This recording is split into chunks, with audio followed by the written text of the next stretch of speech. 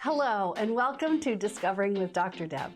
We're new to podcasting, but I certainly hope this content is helpful to you. Over the course of the next couple seasons, I'll be sharing content about the Enneagram, trauma, and how living in this pandemic has added a lot of trauma to our lives, and how to move on from here. EMDR, eye movement, desensitization, and reprocessing, and how it helps people move through and past their trauma, self-care, and more mental health stuff. We'll be spending the first season looking at the Enneagram and how you can use the Enneagram to learn more about yourself and why you do what you do. Discovering the Enneagram with Dr. Deb is next. All right, tonight we're going to talk with a couple of my friends that are Enneagram 5, or I should say they identify as Enneagram 5. They're not just an Enneagram 5. Like there's so much more to them. There's so much more. Yeah, that's just a part of who they are. So today we've got Abby here in studio. We've got Seth here that we're recording. He is in Florida. I'll let them introduce themselves in a minute. Here I am with my Ennea associate. Oh yeah. Jason Gilmore. Yes. All things Enneagram. Here we go. His 3 flags fly in here. Can you see it? Flying high, guys. Flying high. Okay. So just my intro here. The Enneagram is a personality typing tool system. And we really love it because it helps us to know ourselves better and love our people better. It's just a tool, one of many, but we really like it because it can really help with personal growth. We really find it helpful. So we're talking with both a male and female that identify as each type. Tonight we've got our 5s. And these are just friends who are just normal people who found the Enneagram helpful for their understanding, their own personal growth, and just having some self-awareness. So of course, they don't represent everything about their number, nor do they represent every person who identifies with their number. This just gives us a glimpse, helps us know a little bit more about people who are Enneagram 5s. So be sure to go back and listen to the other types too. The type 5 is known as the investigator. 5s fascinate me. I know, me too. They really do fascinate me. They're unique. Mm-hmm. I don't see much 5 in myself. So I've just met 5. I know it. Oh, but anyway, we've got Seth and Abby. So I'm going to let you guys introduce yourself. Whoever wants to go first, just tell us your first name, relationship status if you want, and whatever you want us to know about you as a 5. Abby, go. Oh, you. Okay, I'll go. My name is Abby. I am married to a 9 who is the best human being on the planet because 9s are the best human beings. And 3s make the world go round. Yes. So I'm a chiropractor, and I think one of the funny things about a mutual friend of ours is I've always wanted to be a chiropractor. And one of the things that my best friend told me when I was 15 years old is, I don't think you should be a chiropractor because you have to talk to a lot of people. I think you should be a surgeon because you don't have to have a bedside manner. Because they'll be out. It was, yes, it was a concern of mine. I was like that. It wasn't that I couldn't do it. Right, it was right. Do I have it in me to talk to that many people every day? Yeah, because we'll learn about what she's talking about in a little bit. Yeah. Why that's disconcerting for a 5. Right. I feel you, Abby. Oh, I love it. All right, Seth, tell us about yourself. Well, I'm 6'5", bustles for days. No, I'm a minister in Central Florida area, and I got 3 kids. I'm married to a 2, which we'll talk about that later. But I'm just trying to figure out myself.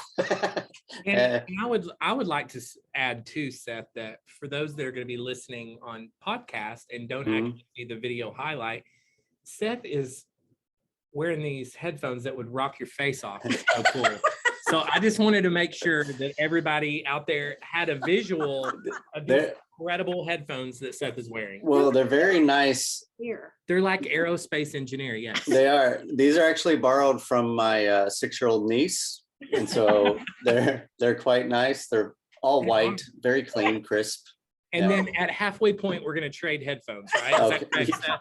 Yeah, to my second pair, like a backup pair. To my son's gaming headphones. It'll be great. You're awesome, Seth. I love it. So our first question for our friends that are fives: how did you figure out that you identify as a five, and how did you learn about the Enneagram? Seth, you get to go first this time. Okay. Well, I think I stumbled across it a while ago through like Richard Rohr stuff. Yeah. But I didn't like dive into it. I was just like, oh, that's really interesting, and then didn't really pursue it. And then my mom started getting into it to like figure out her kids, and she's a 9. And so that kind of, my whole family started getting into it.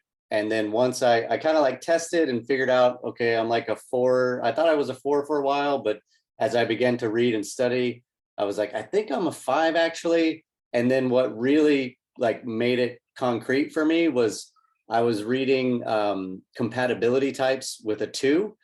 And when I read the problem issues between the 5 and the 2, I went, holy crap, that's me, that's us. And it was like one of the lines was like, if you're not careful, these 2 are a prescription for disaster. I was like, oh my God, like, how come I didn't know that before we got married? That would have been super helpful. Like, so yeah, that's how I've got to, now I'm like, yeah, that makes sense. That's where I'm at. Yeah. That's awesome.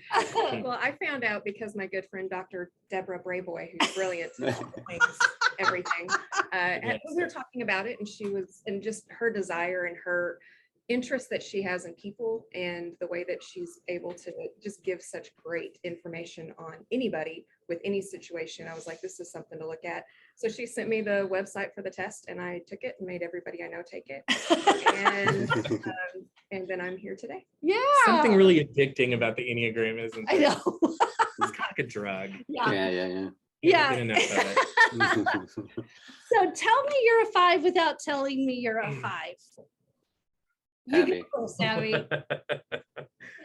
As she looks away and laughs. Okay, so the only thing I can say about this is I have read these questions multiple times and came up with multiple different ways of answering them, and decided the best, most authentic thing I can do is just forget that I've read them and just be honest. But I did a lot of research on all these questions. Of course you did, because you're a 5. And I was sitting here actually while you were Yeah. trying to figure out the notifications, Googling how to do it.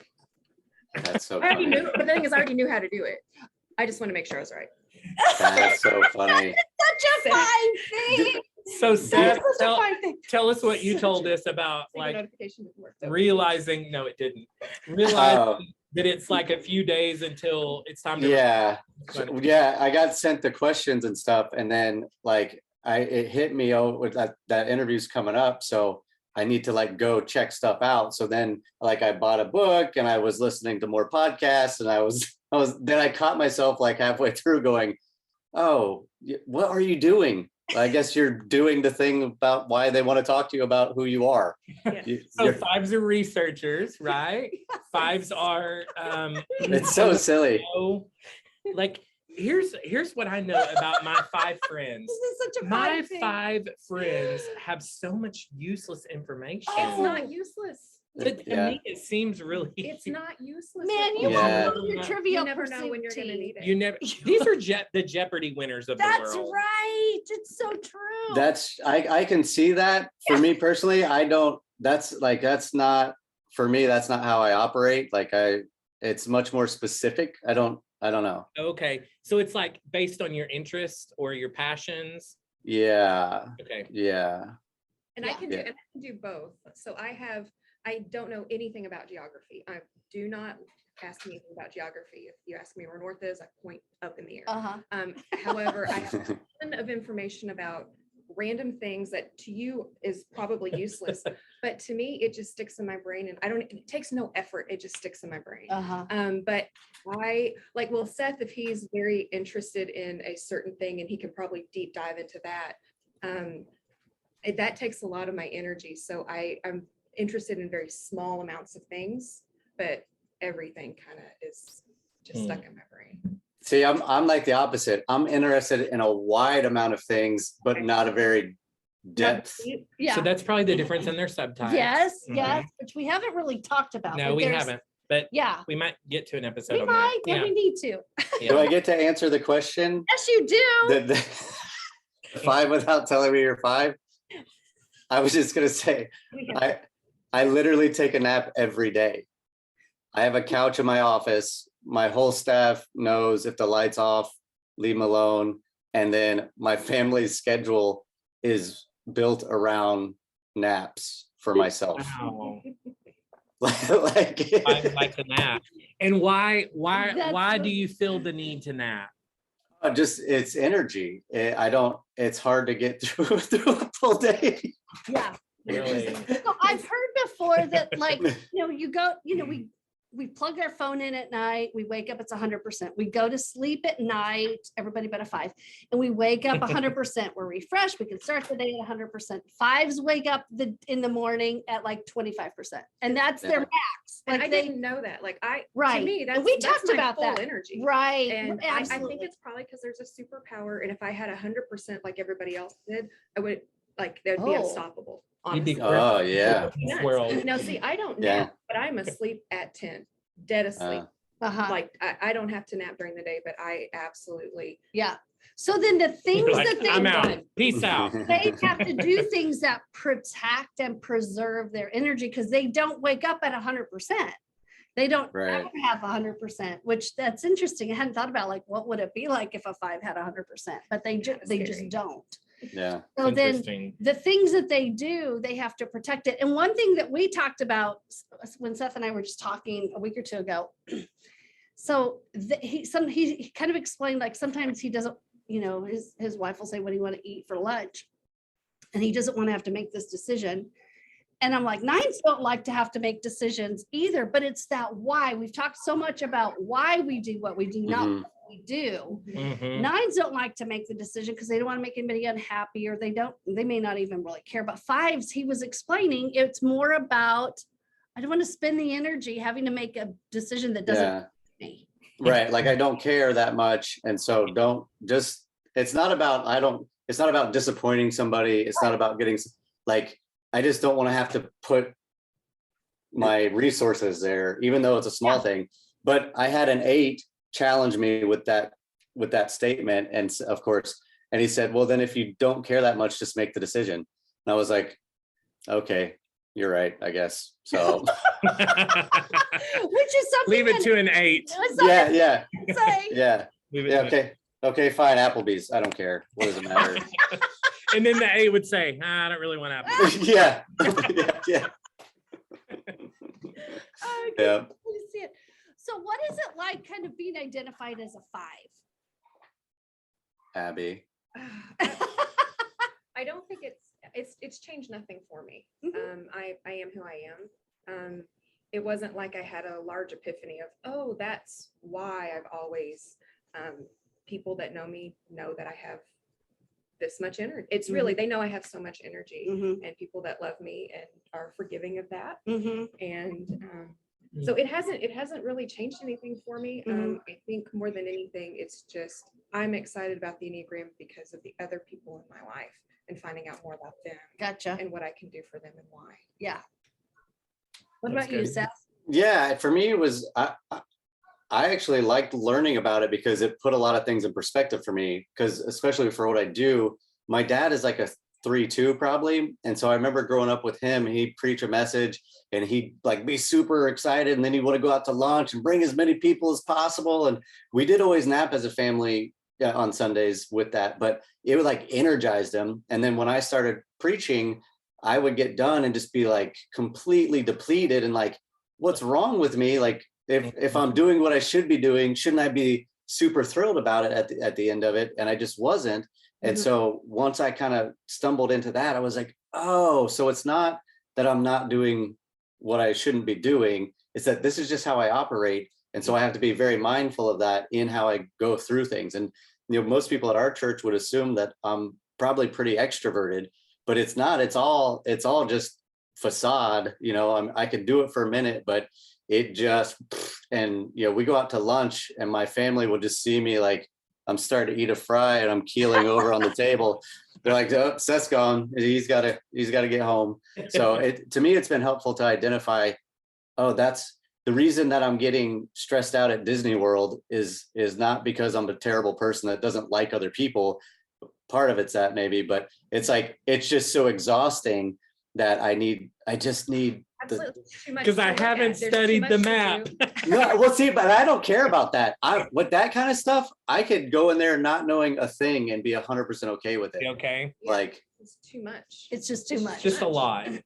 Yeah, the same thing with going to kids' birthday parties, right? My wife has learned when we get for other kids' birthday parties, like she doesn't really ask me anymore. She'll go, hey, we're going to so-and-so's party. Do you want to come maybe? Or we're doing this, you're welcome to join us. But I realize why it's frustrating me is because of the observer component. I will be seeing everything happening. I'm like watching the kids that are like stuffing their faces with cake. And I'm like, is nobody going to stop that? And then you'll see like Billy carrying a ladder across the yard. And I'm like, nobody sees Billy. And then he's on the roof. And I'm like, is somebody going to catch the kid? And nobody, I'm like, I see all the dynamics that are happening in the whole thing. And it's exhausting because I'm like, no, why are the dads over here doing nothing? Like and the moms are having a conversation. Like, am I the only one that's seeing all of it? So it helps me to realize, okay, I'm not that huge of a jerk. It's just with how my brain operates, it becomes very, it takes a lot out of me. Yeah. Wow. Absolutely. And I relate to all of that. Like you talk about like just dying afterwards and eating. Yeah. There comes a time when I call it socialize, where I've socialized too much.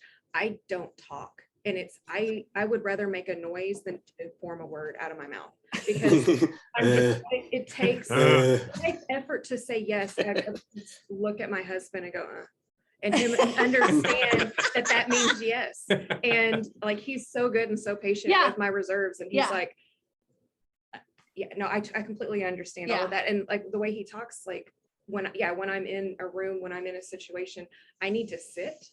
I don't do well at concerts at all because I need a chair. And it's something that happened to me in college. I hadn't thought about that. It's awful. Something that happened to me at college. There was I don't even remember who it was, but there was a concert and it was in the basketball arena and they had chairs and I was super excited and I sat in my chair. The concert started and all the college kids started folding up the chairs and taking them to the side. And I sat there like this in my chair and wouldn't move. And I was like front and center, but I needed a space. I needed my spot and I needed a space. And the entire concert, everybody's dancing and having a good time. And I'm sitting in my chair waiting for it to be over so I can leave. And I don't go to concerts now unless there's a chair. Unless the chairs are not movable. Well, standing would take more energy too, though. It is. Yeah, it's a lot. So go ahead. Sorry, go ahead, Abby. Yeah, I agree with you. I observe everything, and it's not just oh, that kid's doing that. It's that kid's doing that. Why are they doing that? How's that going to affect them? Who's responsible? Who does that kid belong to? And it's the sixth wing. That's the sixth wing. So I used to tour manage a band and do a lot of that kind of stuff, which it was okay. Whatever. But so now I don't go to a lot of concerts because I'm used to being like in the backstage area where it's a bit safer and like, of course there's like a bit of pride into that, like, oh, I'm somebody special, whatever. But my wife loves concerts and she wants to be in the front. She wants to dance and do all the stuff. And she bought us tickets to go see, this was a couple years ago, like 21 Pilots or something. And so we went to the Tampa Bay Stadium, a huge arena, and we're like in kind of some nosebleed seats. And I just sat and watched. And I actually had a great time because I was observing like all the production value of what they were doing. And she took it as, oh, well, the whole time she said she's thinking, oh, he hates this. He doesn't want to be here. This is the worst idea ever. So we get done with it. She's like, well, how was it? And I'm like, no, it was really good. She was like, well, could you tell your face? Like, could you tell your face? Yeah. Yeah. I'm like, no, it was awesome. Like, so, yeah. That's great. That's like the best great. language. That is great. Mm-hmm. So that's so true because it's what's going on in your mind. Yes. Like, Mm-hmm. yeah. Oh my gosh, Well, even in that, I don't know if I should bring this up. That even well, I was talking about the sex stuff earlier. Yeah. And one of the big things for the 5 was it begins intellectually. The stimulation comes intellectually first, like the fantasy and the idea of things before, you know. Mm-hmm. I agree with that. That would make sense. Interesting. Yeah. Everything is so deep with you. So I'm going to read this description. Suzanne Stabile, she's kind of an Enneagram. Gosh, she's just wise when it comes to that. So she's written about it a lot. She's got some podcasts, but here's what she says we need to know about 5s. She says, the first thing out of her mouth, I just cracked up. 5s are a conundrum. Yeah. 5s don't reveal enough for you to figure them out, which is why Jess is telling Seth, like, can you tell your face? Because they don't reveal enough. They're very heady, and they're actually in the fear triad with 6s and 7s, but they manage their fear by gathering knowledge and information. What happens with what we used to refer to as the information age 10 to 15 years ago, they went farther underground because they can. They can get what they want. 5s generally come out into the world for gathering. They are like gatherers. They gather information and they gather what they need, and they gather the few things that will assure that they can have a private existence, and then they pull back in. You have to be in a relationship with a 5 for a long time to pick up the ways that they love you. They say, I love you by supporting what you love and what you do. 5s prefer to talk with people who know something about the things they're interested in. And then when they get an exchange, they don't necessarily disagree verbally. You never quite know if a 5 agrees with you or not, because they wouldn't say, I wouldn't agree with that.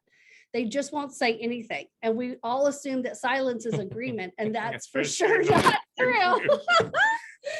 And most importantly about 5s is that while 8s have the most energy and 9s have the least energy, 5s have a measured amount of energy. We kind of talked about that. This is really simple, but hard to take in at the same time. 5s wake up every morning with the same amount of energy, and they can't do anything to get more. And every exchange costs them energy. Every handshake, every conversation, every phone call, going to work, saying hi to people, all of it costs energy. And they feel so vulnerable when they run out of energy that they've learned to measure themselves and their conversation and their day so that they can get home to a safe, secure space before they run out of energy, because the vulnerability of needing help is excruciating, and the vulnerability of not having enough energy is really, really difficult. 5s are probably inventors. Suzanne surmises that 40% of the inventions in the patent office is probably 5s who thought and figured out there's a better way to do this. And they show their dissatisfaction usually with sarcasm. I totally know that about Abby, which I love, because I speak sarcasm. It's my second. They can be very sarcastic and dismissive, and they hang back, and you have to go get them. So for our 5s here, anything stand out from that? There's a lot of stuff in there that you could jump in on. So Seth, you go first. Yeah, well, that line, you have to be in a relationship with a 5 for a long time to pick up the ways that they love you. I read that to my wife and she said, amen. And the church said, amen. Yeah, I was like, settle down. Settle down. I think for me, I'm super mindful of the interaction. Like I'm hyper in tune to that, knowing I will back out of conversations in the office. Like the staff will be talking about stuff and I'll just like, slowly back out. I'm like, I can't keep doing this because you guys are wearing me out. And I know I have other stuff to do. So I have to back out of that. And then also with the sarcasm, like, I feel like that's always been my spiritual gift as well. And so, which as a pastor is like a terrible trait, you know, like, oh, I'm sure your problem is real bad. Like, you know, like, so I've tried to work. I'm a 5 that's tried to do a lot of work on the self. Yeah.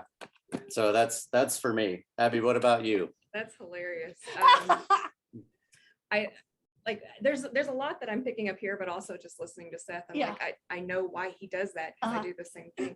I think the part that sticks out for me is you never really know where they stand. And I think that there are some times that I personally don't have opinions about things because I want to hear your side, and I want to hear your side, and I want to hear your side. And I'll make a decision that's best for me, but that doesn't mean that that decision is best for you. So there are a lot of things that I don't necessarily have opinions on, but I do want to hear everybody's. And I do agree, it's very hard to get to know me. And it's not because I'm trying to be cold or distant. It's because I'm more interested in getting to know you. I already know me. Why would we talk about me? I would rather talk about you. Okay. You're way more interesting than I am. Okay. So that's why I do that. And it's not from this guarded stance, what you're saying. It's more of this inquisitive about getting to know them. So at times it can be definitely guarded. Okay. And the guard, it depends on what time of the day you hit me. And I can imagine. Seth said, like, he'll back up because he's got other things to do. Same thing. It's not he backs up because that's sapping his energy. It's because he has other things he needs that energy for. So again, it can be I'm guarded because I have other things I need my energy for, but mostly it's because I don't consider myself an interesting person. So I am hard to get to know, but it's not because of anything you've done wrong. Fives scare the unhealthy three, because when the unhealthy three is in the moment and they're doing their thing, fives are sitting back and watching, reading right through them. Yeah. Well, and that's what I feel like. I don't, I might not have certain opinions about certain things, but I'm kind of different from her where I don't care about your opinions on the certain things either. And so I've had one of my in-laws, like he's said to me before, like, I can't figure, like at a family gathering, they're all talking and being loud and whatever. And I'm like, I'll just be, and he'll say like, well, why are you always judging us? And I'm like, I'm not. Like, I think we get viewed as like cold or standoffish because of that. When I'm really not. I mean, maybe some, but not a ton. Just like, this is too much. I don't care about whatever this thing is. I had a friend that was a 5. And I would, at the time of my life, I was an unhealthy 3. And I had this 5. I made the mistake of asking the 5. Made the mistake. I love that.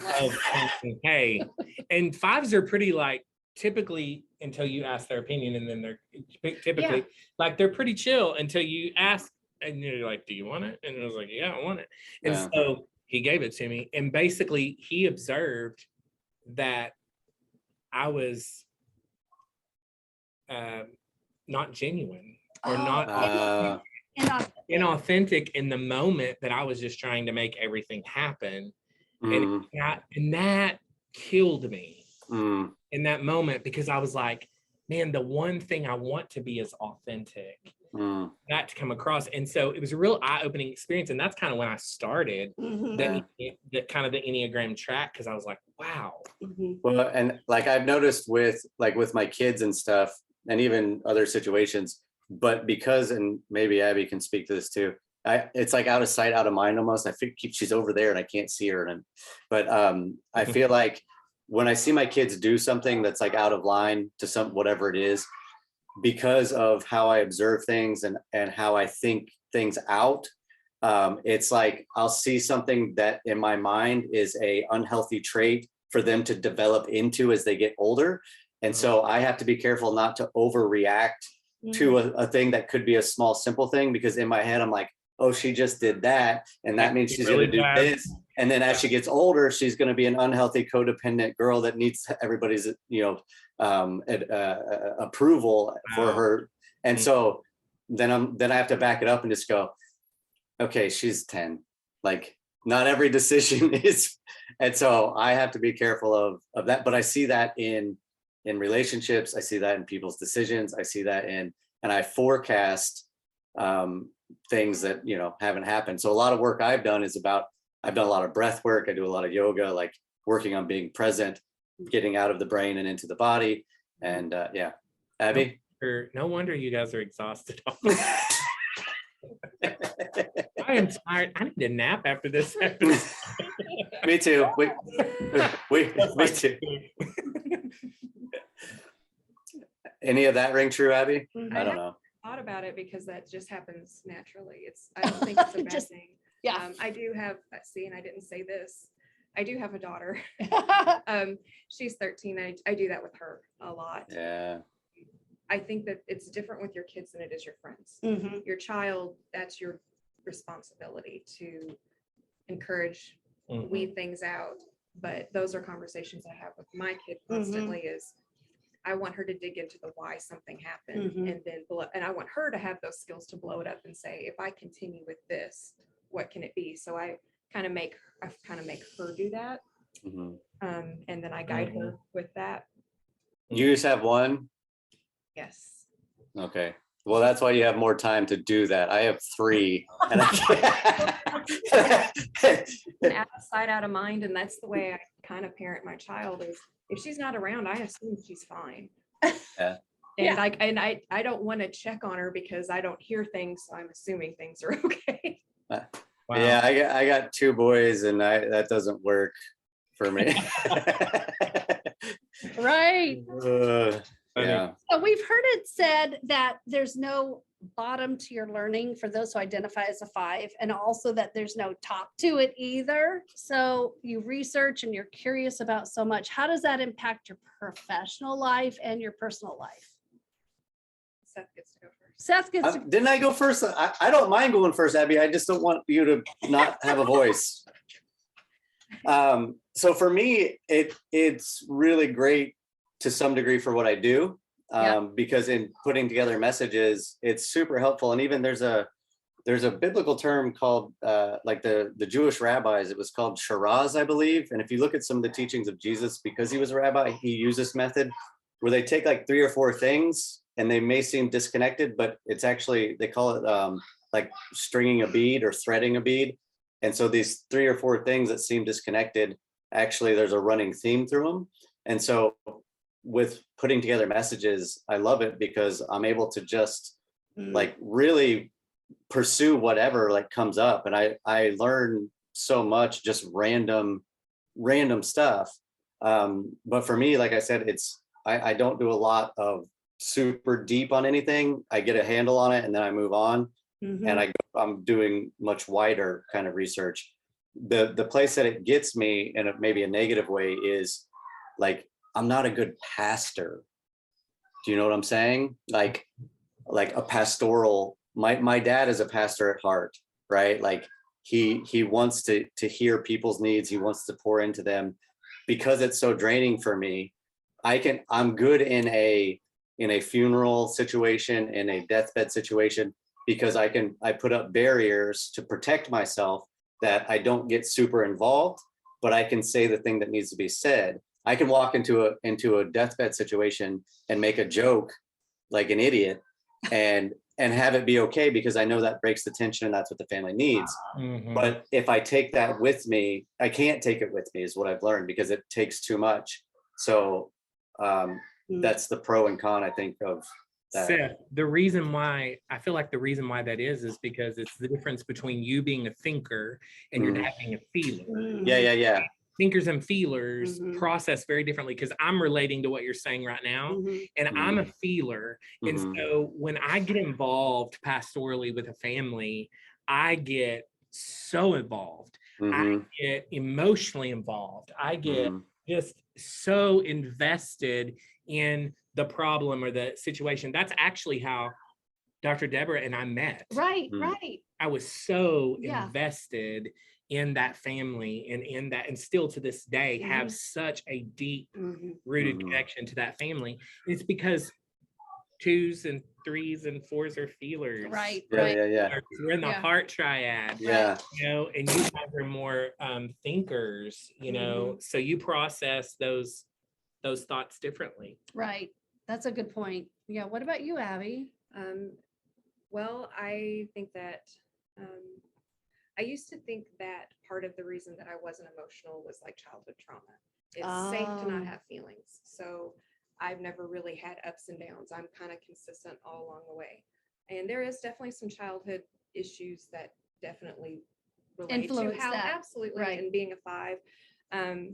But I used to think of it as a weakness, and there's a flaw in me, that the emotions that I see other people genuinely have and easily have that I didn't have, I thought that there was something wrong with me. And instead being able to go with, it's okay. And I do have feelings. I do. They're just, yes, you do. I'm not a rock. And being able to see how, like you talking about investing emotionally and everything. She was shaking, you were shaking your head. No, it's because again, it's just, I will invest my energy and my time with the thought process of how to make it better. And it's I know this information so that they can have this, so they don't have to be in this pit of emotion. So for me, a lot of times helping friends and people through emotional things are absolutely feel it, but how can I help you get out of it so you don't have to live in that? Because the idea of living in any emotion, really high or really low, seems exhausting to me. Like, like how can I help people balance? Yeah, and I'm just like, feel it. Yeah. Like, no, I want to show you how to get out of this. Feel it, process, and let's move on. I want things to be even keeled. Like, I don't like extremism on either side. Like, just like, let's chill out. Let's chill out. Chillax. Right. What are some hobbies that you know the most about, or hobbies that you like to do, and do they become all or nothing? Now I know one of yours because I was there when you were preaching. You were doing a 100-mile or something crazy, like run through. Yeah, I did a 100-mile trail run. Yeah. Through the forest? Well, yeah, through the night. Remote. Where were you going? Grandma's house? It was a desperate search for sanity that failed. I bet that is a lot of time to think. Relaxing. Well, that one not particularly relaxing. It's not a right word. But running like therapeutic. Yeah. Well, I did a few years ago. I was going through some just garbage stuff, and running kind of became part of my therapy along with like actual therapy, and it kind of just kept progressing. And then I'm not as fast as Deborah's son-in-law Andrew, but he's a different beast. But yeah, 100-mile trail run through like 7 a.m. or 6 a.m. to I got done in 23 hours and 32 minutes. Wow. And talk about, I don't know how with like the fiveness, like that was a thing. Especially now that I know that about myself a little more, I'm like, maybe that's not the best idea. He would have made it in 20 hours, but 3 of those hours he had to stop and nap. yeah. I was napping along the way. So I do that. We moved out, like we bought like 5 acres, which in Central Florida is kind of a lot. Yeah. And we're trying to like live different. And that's one of the things. So like, I'm trying to create a food forest. So I have a huge garden. I have plants everywhere. I started keeping bees.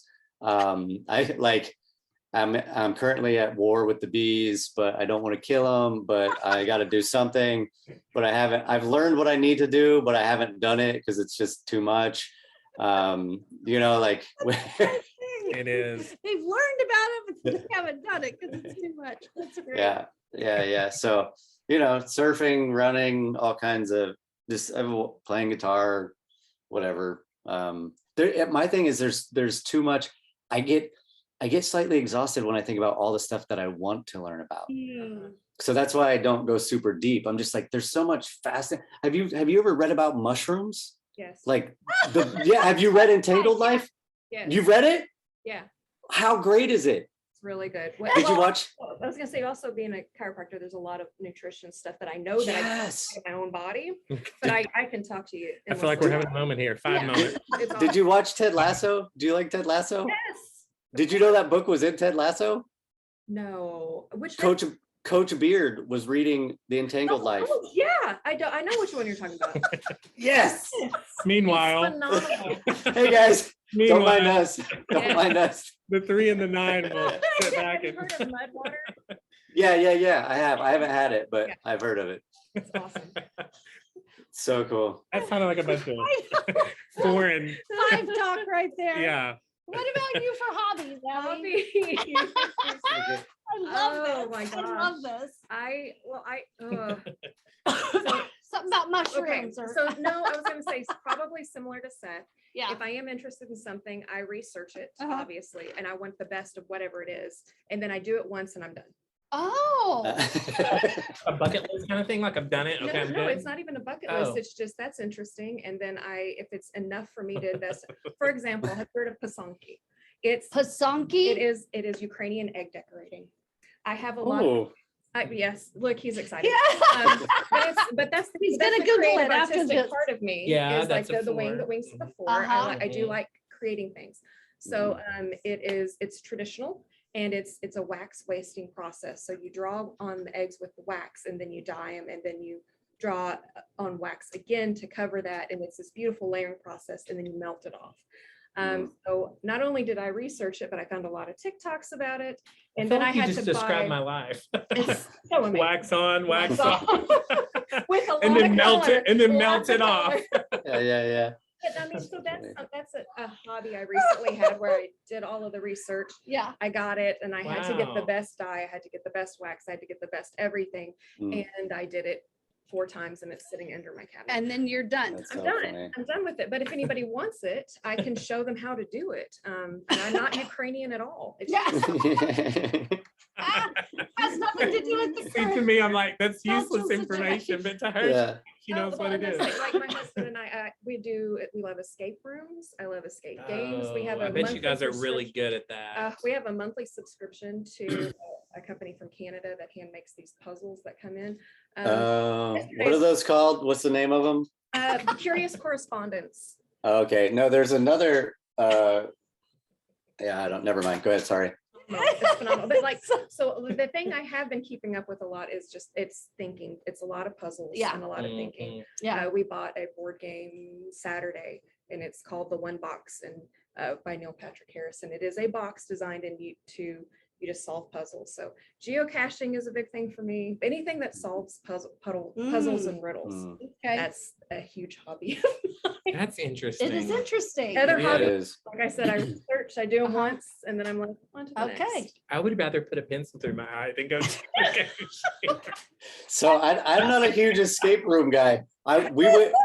My wife and I, who's a 2, went with Andrew and Katie, with Deborah's son-in-law and daughter, who are a 9 and a 3. Yeah. And so Katie's 3 and my 2 were like full charge, like leading the way. And me and Katie were just like, okay, cool, whatever. Like, sure, yeah. We didn't make it out, by the way. And then I think we didn't make it out. and it really, I was like, Andrew, how's this doing with your 3? Like, are you okay? Like that we didn't succeed here. Are you okay? Yeah, no, I like beat records at that stuff. Because again, Oh, that's so funny. it's Competitive. Yeah. So we've got to look up too, going back to that subtype. There's self-preservation, there is one-to-one, and there's social. Mhm. So we'll have to see which ones you guys are. I don't really know. But anyway, so we're going to talk for a second about the paths. So where we go to in health and in stress, and they both help us.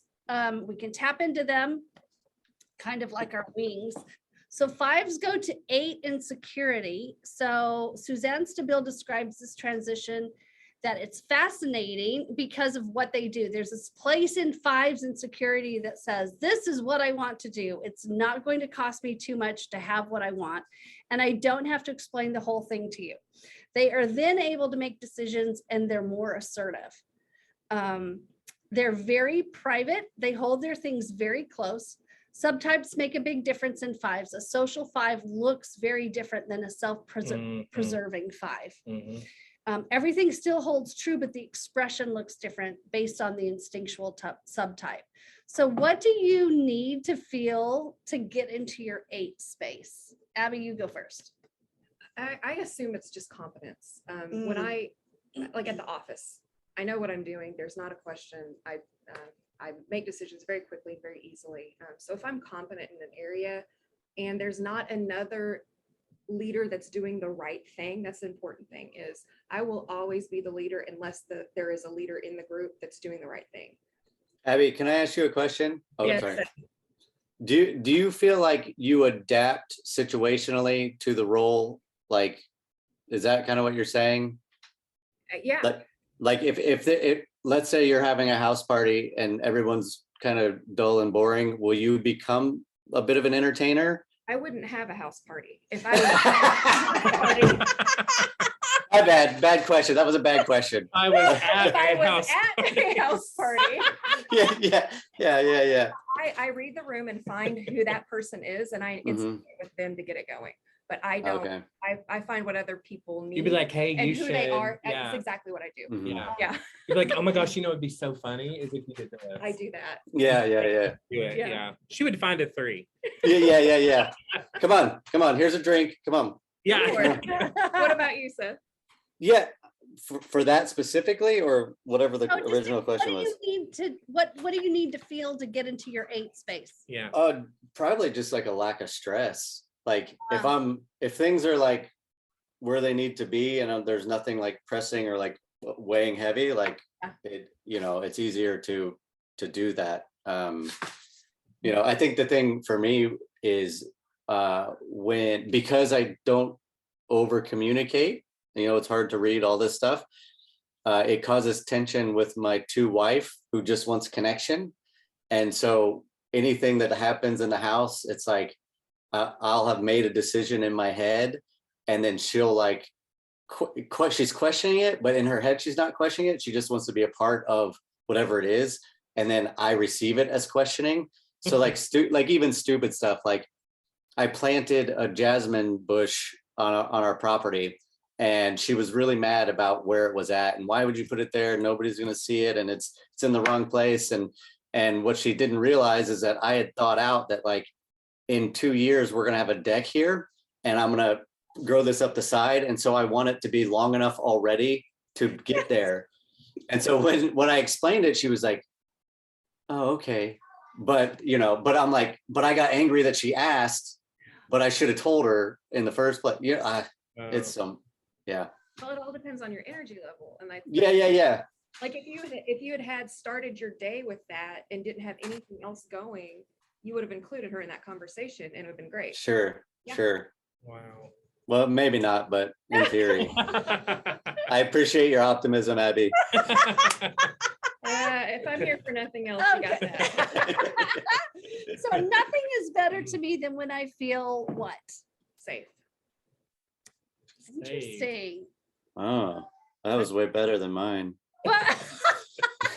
What is yours? I was gonna say, like, when I feel like I had an epiphany, like when like I get like a new insight on something in the Bible or a new thing, and I'm like, oh, that's it. Like that's the thing.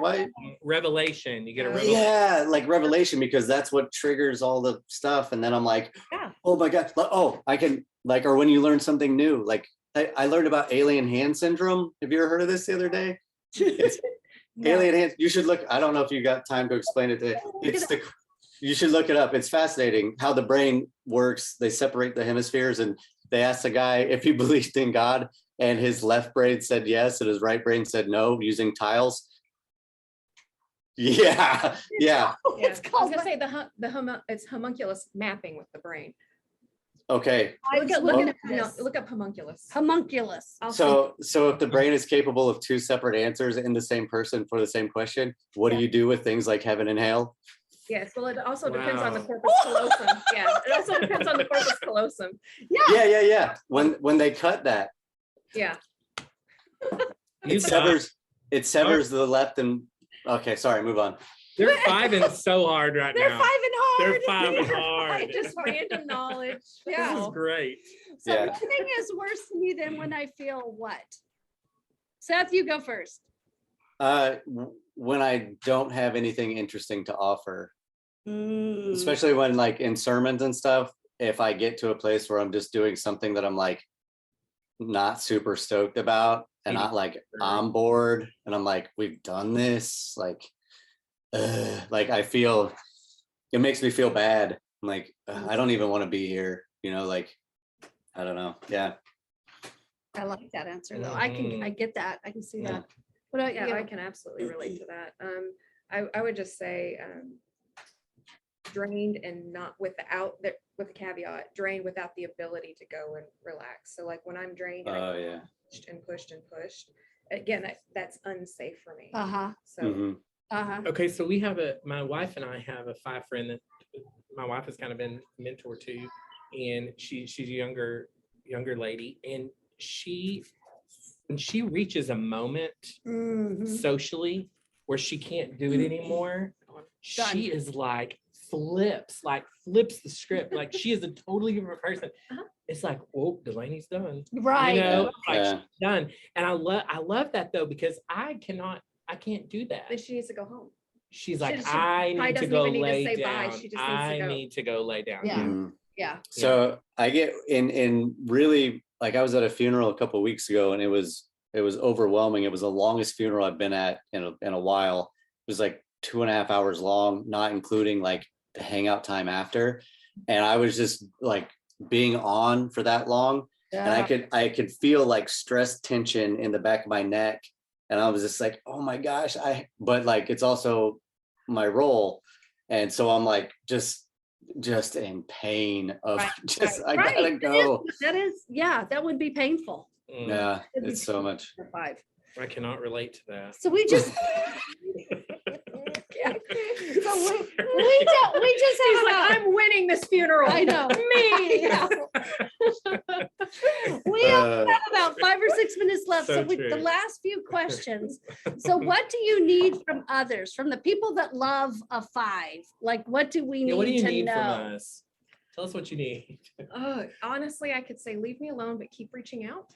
Ooh. That's so deep. Like, it's okay. Yeah. If we are connected and we're Right, friends, please reach out to me. Right. Give me the opportunity to say no, but that doesn't mean I'm closing a door. Okay. I'll tell you if I need more. Yeah, and there's a lot of times I'm going to say yes to you. Yeah. And I want to say yes. Just give me the opportunity to say no. Right. Yeah, that's good. Yeah, please don't. That's not. I would add to that, keep reaching out, but not aggressively. Don't make me explain why. Don't say, did I hurt your feelings? No, you didn't hurt my feelings. I don't have any. Please, I just need an answer. Abby, I saw this meme the other day. It was about 5s, and it was about it was like 2 people like having a conversation, and the one was like, how come you haven't called me recently? And the 5 was like, what do you mean? I just thought about you the other day. And I was like, oh my gosh, that's exactly. That is so true. Like sometimes I think about people all the time and I'm like, I love them. I hope they're doing well. Yeah.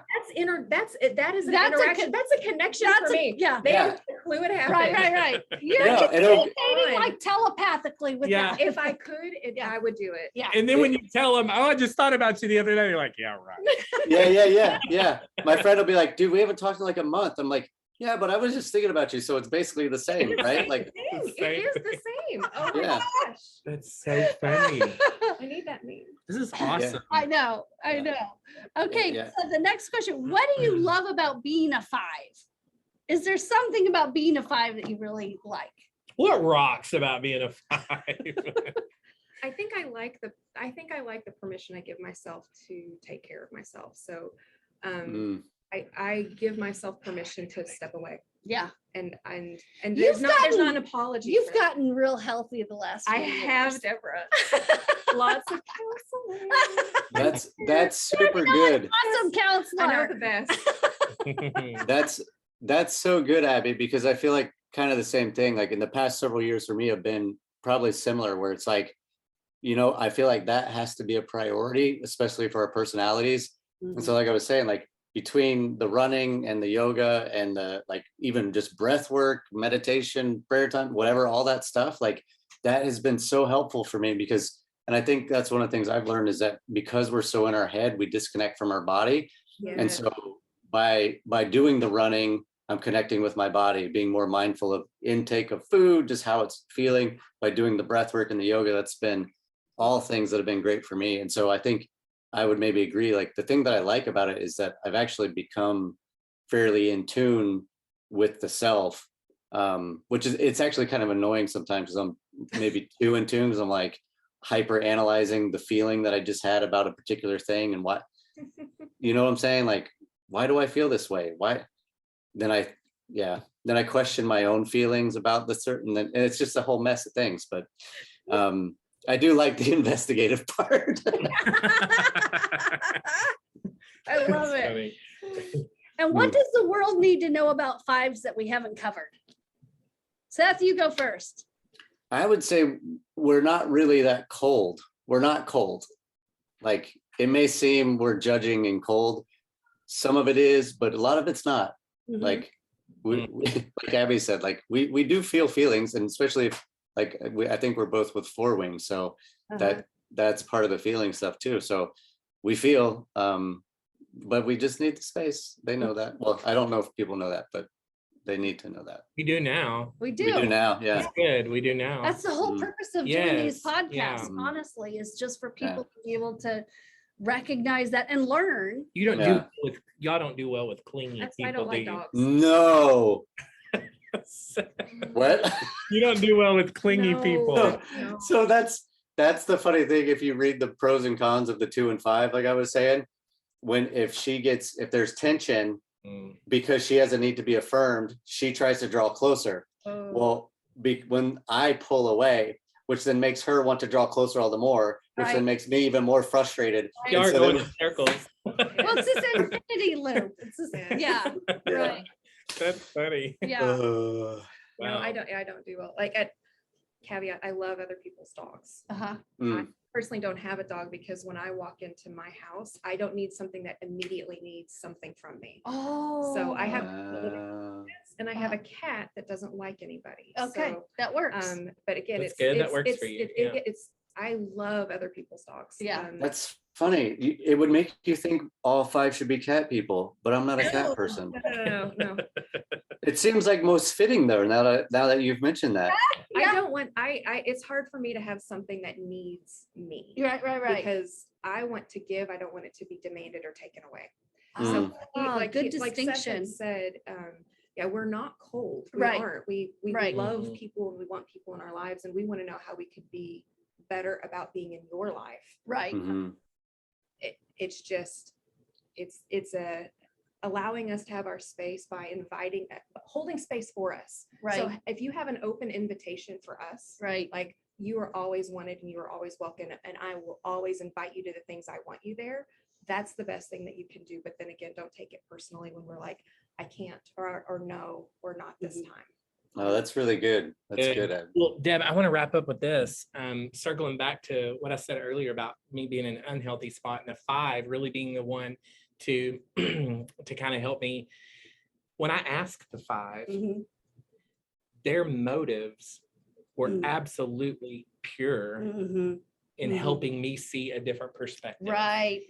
And I value that in the 5. Right. Because if there's one thing I've learned about the people in my life that are 5s that I know, is that their opinion, it's valued. Right. It matters. Right. You know, and they've thought about it a lot before they've offered it. They've thought it through. Right. You know, Right. and so for him to give me that feedback and for me to go, it hurt my heart.